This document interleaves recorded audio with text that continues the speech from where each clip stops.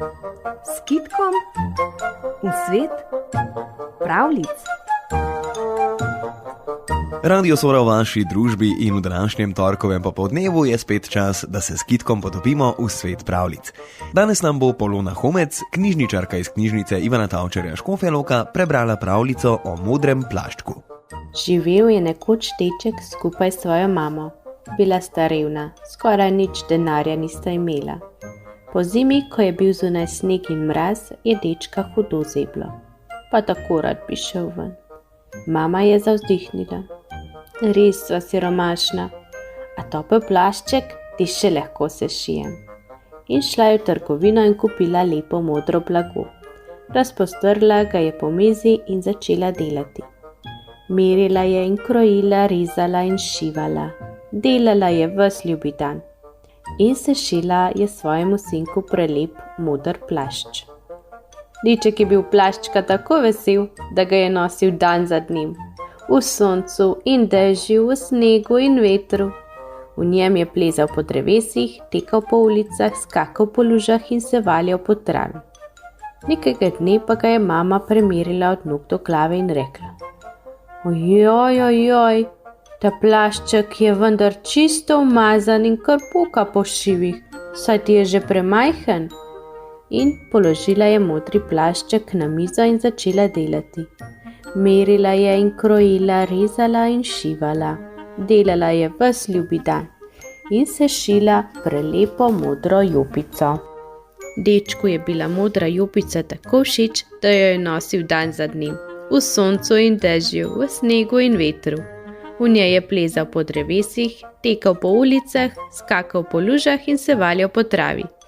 Nekega dne pa ga je njegova mama spet premerila od nog do glave in rekla: Joj, ta jopica je vendar umazana in kar poka po šivih, premajhna ti je.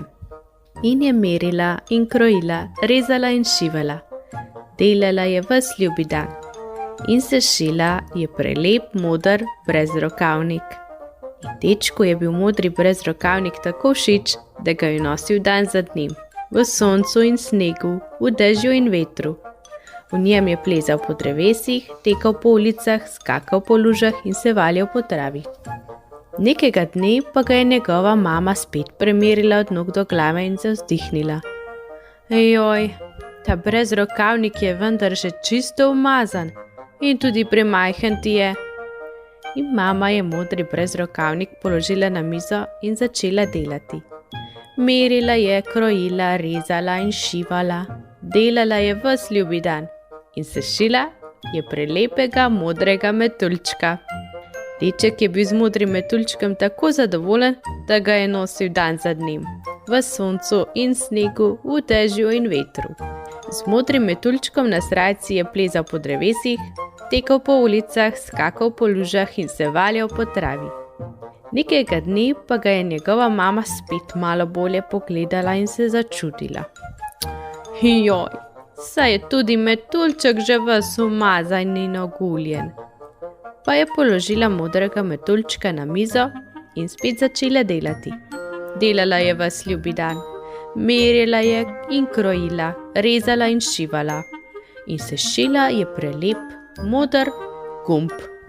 Ta dečku je pa bil modri gumb tako všeč, da ga je nosil dan za dnem, v soncu in snegu, v dežju in vetru. Z velikim modrim gumbom na srajčki je plezal po drevesih, tekal po ulicah, skakal po lužah in se valjal po travi. Nekega dne pa ga je mama spet malo bolje pogledala in rekla: Ojoj, ta imenitni gumb je vendar že ves umazan in oguljen. Pa je gumb položila na mizo in začela delati. Delala je ves ljubi dan, merila je in krojila, rezala in šivala. In sešila je prelepo pravljico. Pravljico o modrem plaščku, ki nam pove, da tudi iz nič lahko zraste veliko.